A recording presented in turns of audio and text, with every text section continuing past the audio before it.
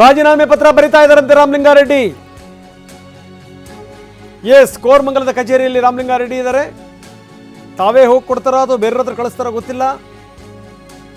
ಬೆಂಗಳೂರು ನಗರಾಭಿವೃದ್ಧಿ ಖಾತೆ ಸಿಕ್ಕಿಲ್ಲ ಅಂತ ರಾಮಲಿಂಗಾರೆಡ್ಡಿ ಬೇಸರ ಮಾಡ್ಕೊಂಡಿದ್ದಾರೆ.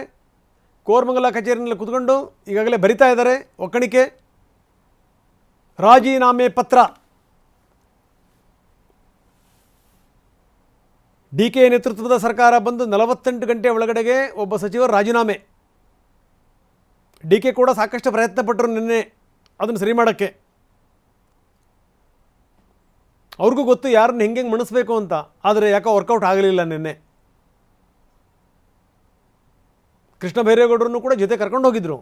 ರಾಮಲಿಂಗಾರೆಡ್ಡಿ ಅವ್ರು ಹೇಳೋದೇನು ಅಂತಂದರೆ, ನನಗೆ ನೀವು ಇಂಥ ಖಾತೆ ಕೊಡ್ತಿರಲ್ಲ, ನಾನು ಅರ್ಥ ಮಾಡ್ಕೊಳ್ಳೋಕ್ಕೆ ಒಂದು 6 ತಿಂಗಳು ಬೇಕು ಜಲಸಂಪನ್ಮೂಲ ಖಾತೆಯನ್ನು,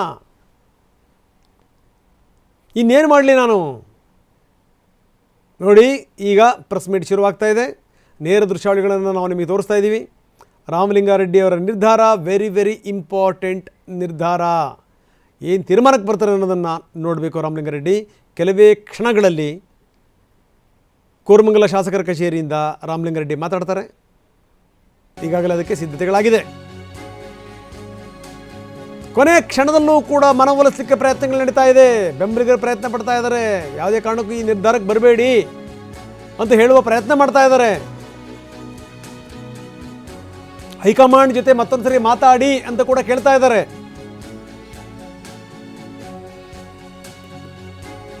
ಯಾವುದೇ ಕಾರಣಕ್ಕೂ ಈ ರೀತಿ ಅವಸರದ ನಿರ್ಧಾರಕ್ಕೆ ಬರಬೇಡಿ ಅಂತ ಹೇಳ್ತಾ ಇದ್ದಾರೆ. ಆದರೆ ಕೇಳುವಂಥ ಸ್ಥಿತಿನಲ್ಲಿ ರಾಮಲಿಂಗಾರೆಡ್ಡಿ ಇಲ್ಲ, ಕೇಳುವಂಥ ಮನಸ್ಥಿತಿನಲ್ಲಿ ಅವರಿಲ್ಲ.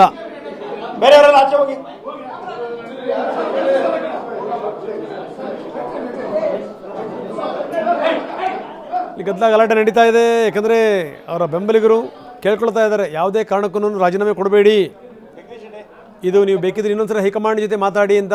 ಆದರೆ ರಾಮಲಿಂಗಾರೆಡ್ಡಿ ಅವರು ಅದನ್ನು ಕೇಳುವಂಥ ಮನಸ್ಥಿತಿಲಿಲ್ಲ. ರಾಮಲಿಂಗಾರೆಡ್ಡಿ ಈಗಾಗಲೇ ಕಚೇರಿಗೆ ಬಂದಿದ್ದಾರೆ, ಕೋರಮಂಗಲದ ಶಾಸಕರ ಕಚೇರಿಗೆ. ಅಲ್ಲೇ ಅವರು ರಾಜೀನಾಮೆ ಪತ್ರ ಬರಿತಾ ಇದ್ದಾರೆ. ರಾಜೀನಾಮೆ ಕೊಡುವಂಥ ಸಾಧ್ಯತೆಗಳು ತುಂಬ ನಿಚ್ಚಳವಾಗಿ ಕಾಣ್ತಾ ಇದೆ. ನಿನ್ನೆ ರಾತ್ರಿ 12 ಗಂಟೆ ತನಕ ಕಾದರು ಬೆಂಗಳೂರು ನಗರಾಭಿವೃದ್ಧಿ ಖಾತೆ ಸಿಗಬಹುದು ಅಂತ. ಯಾವಾಗ ರಾಜ್ಯಪಾಲರ ಅಂಕಿತ ಮುದ್ರೆ ಬಂತಲ್ಲ, ಒಂದು ಅಂತಿಮ ಮುದ್ರೆ ಒತ್ತಿರಲ್ಲ, ಅದಾದ ಮೇಲೆ ರಾಮಲಿಂಗಾರೆಡ್ಡಿ ಅವರ ಮನಸ್ಸು ಮುರಿದು ಹೋಯಿತು. ಇನ್ನು ಸಿಗಲ್ಲ ಅಂತ ಗೊತ್ತಾಯಿತು. ನಿನ್ನೆ ಅವರು ಹೇಳಿದ್ರಂತೆ, ನೀವು ಈ ರೀತಿ ಬೆಂಗಳೂರಿನಿಂದ ನಾನು ದೂರ ಇಡ್ತಾ ಇದ್ದೀರಿ ಅಂತಂದ್ರೆ ಅದರ ಅರ್ಥ GBA ಚುನಾವಣೆಗೂ ಕೂಡ ನನ್ನ ಹಿರಿತನವನ್ನು ನೀವು ಬಳಸ್ಕೋಬಾರ್ದು ಅನ್ನುವಂಥ ಉದ್ದೇಶವೇ ನಿಮಗಿದೆ ಅಂತ ಅರ್ಥ. ಇದನ್ನು ಹೆಂಗೆ ಸಹಿಸ್ಕೊಳ್ಳಿ? ನನಗೆ ಬೆಂಗಳೂರು ನಗರಾಭಿವೃದ್ಧಿ ಖಾತೆ ಕೊಡಿ, ನನಗೆ ಬೇರೆ ಖಾತೆ ಕೊಟ್ಟರೆ ಅದನ್ನು ಅರ್ಥ ಮಾಡ್ಕೊಳ್ಳೋಕ್ಕೇ ನನಗೆ 6 ತಿಂಗಳು ಬೇಕು. ನಾನೇನು ಮಾಡ್ಲಿಕ್ಕೆ ಸಾಧ್ಯ? ಸೊ ಹೀಗಾಗಿ ಹಿಂದೆ ಅವರು ಕೊಟ್ಟ ಮಾತನ್ನು ಕೂಡ ಜ್ಞಾಪಿಸಿದ್ದಾರೆ. ಈ ಕೊಟ್ಟ ಮಾತು ಅನ್ನುವಂಥದ್ದು ಬಹಳ ದೊಡ್ಡ ಮಟ್ಟದಲ್ಲಿ ಸುದ್ದಿ ಆಗ್ತಿತ್ತಲ್ಲ. ಸಿದ್ದರಾಮಯ್ಯನವರು ಕೊಟ್ಟ ಮಾತನ್ನು ಉಳಿಸ್ಕೋಬೇಕು ಅನ್ನುವಂಥ ಮಾತು. ನೋಡಿ, ಅವರ ಬೆಂಬಲಿಗರು ಕೇಳ್ತಾ ಇದ್ದಾರೆ, ಮನವರಿಕೆ ಮಾಡ್ತಾ ಇದ್ದಾರೆ. ಪಕ್ಷದ ಅಧ್ಯಕ್ಷರೇ ಮಾತಾಡ್ತೀನಿ ಅಂದ್ಮೇಲೆ ಅಧ್ಯಕ್ಷರು ಇದು ಮಾಡ್ಬೇಕಾ? ಅವ್ರು ನಿನ್ನೆ ಬಂದು ಮಾತಾಡ್ತೀನಿ ಅಂತ ಹೇಳಿದ್ದಾರೆ.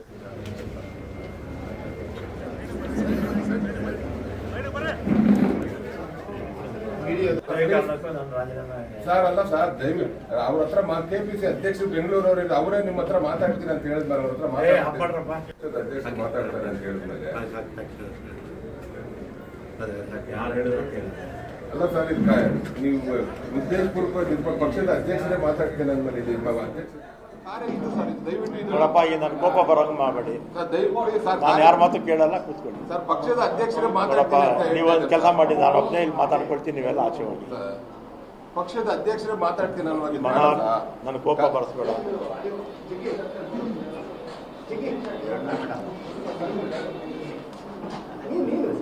ಸರ್, ಬೇರೆಯವ್ರು ಯಾರೋ ಮಾತಾಡ್ತಾರೆ ಸರ್, ಅಧ್ಯಕ್ಷರು ನಾನು ನೋಡಪ್ಪ, ಕೋಪ ಬರೆಸ್ಬೇಡಿ ನನಗೆ.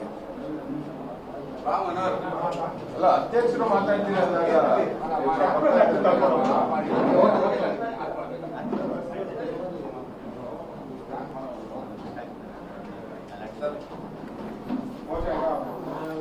ಯಾರ ಮಾತನ್ನು ಕೂಡ ಕೇಳುವಂಥ ಮನಸ್ಥಿತಿನಲ್ಲಿ ಇಲ್ಲ ರಾಮಲಿಂಗಾರೆಡ್ಡಿ. ನನಗೆ ಕೋಪ ಬರಿಸಬೇಡಿ, ಇಲ್ಲಿಂದ ಹೋಗಿ ಅಂತ ಹೇಳ್ತಾ ಇದ್ದಾರೆ ನೇರವಾಗಿ.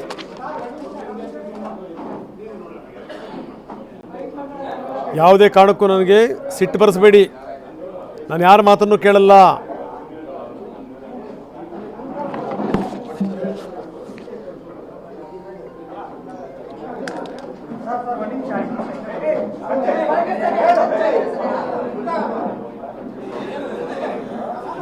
ಎಸ್, ನಾವು ತೋರಿಸ್ತಾ ಇದ್ದೀವಿ. ಅಂತೂ ಇಂತೂ ತಮ್ಮ ರಾಜೀನಾಮೆ ಪತ್ರಕ್ಕೆ ಸಹಿ ಹಾಕಿದರು. ಅಲ್ಲಿಗೆ ರಾಜೀನಾಮೆ ಪತ್ರ ರೆಡಿ ಆಯಿತು. ಅದರಲ್ಲಿ ಇದು ಬರ್ಕೊಂಡು ಇಲ್ಲೇ ವೈಟ್ ಶೀಟ್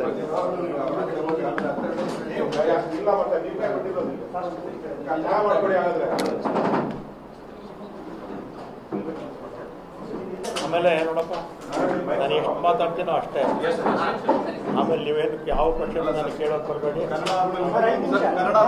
ಇಲ್ಲ, ಕನ್ನಡದಲ್ಲಿ ನಾನು ಮಾತಾಡೋದು, ಇಂಗ್ಲೀಷಲ್ಲಿ ಮಾತಾಡೋಲ್ಲ. ನೀವು ಅದನ್ನೇ ಟ್ರಾನ್ಸ್ಲೇಟ್ ಮಾಡ್ತೀರಿ. ಆಮೇಲೆ ಇಂಡಿವಿಜುವಲ್ ಆಗಿ ನಾನು ಯಾರಿಗೂ ಕೊಡೋದಿಲ್ಲ.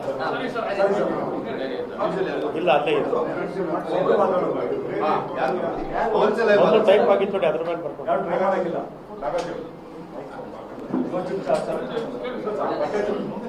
ಇನ್ನು ಮುಂದೆ ತೊಡಬೇಕು.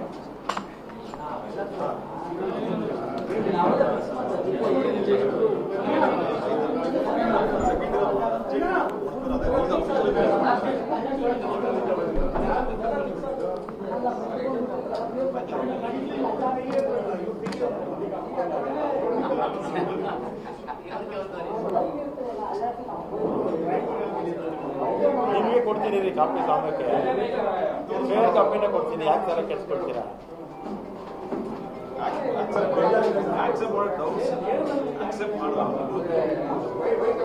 ಆಗ್ತಾರ ಬಿಡ್ತಾರ, ಅವ್ರು ಬಿಟ್ಟಿದ್ದು ಬಿಟ್ರೆ ಬನ್ರಿ ಸತ್ಯ. ಒಂದು ಕಾಪಿನೇ ಕೊಡ್ತೀನಿ ರೀ.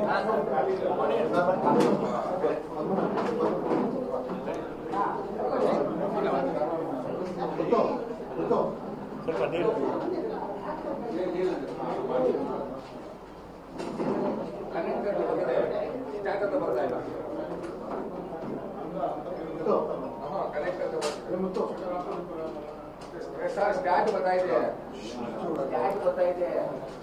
ನಾನು ಹೇಳಬೇಕಾದ್ದನ್ನು ಹೇಳ್ತೀನಿ, ಕನ್ನಡದಲ್ಲಿ ಮಾತ್ರ ಹೇಳ್ತೀನಿ. ನನಗೆ ಯಾರು ಏನು ಫೋರ್ಸ್ ಮಾಡಬೇಡಿ. ನಾನು ಯಾರ ಹತ್ರನೂ ಜಾಸ್ತಿ ಮಾತಾಡಲ್ಲ. ನನ್ನ ನಿರ್ಧಾರ ಅಂತಿಮ. ನಿಮಗೆ ಆ ಕಾಪಿ ಕೊಟ್ಬಿಡ್ತೀನಿ. ರಾಮಲಿಂಗಾರೆಡ್ಡಿ ಮಾನಸಿಕವಾಗಿ ಪ್ರಿಪೇರ್ ಆಗೇ ಬಂದಿದ್ದಾರೆ.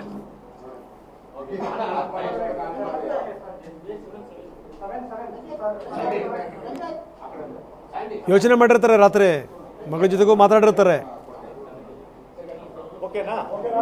ಎಸ್, ಶುರು ಆಗ್ತಾ ಇದೆ ಅವರ ಪತ್ರಿಕಾಗೋಷ್ಠಿ.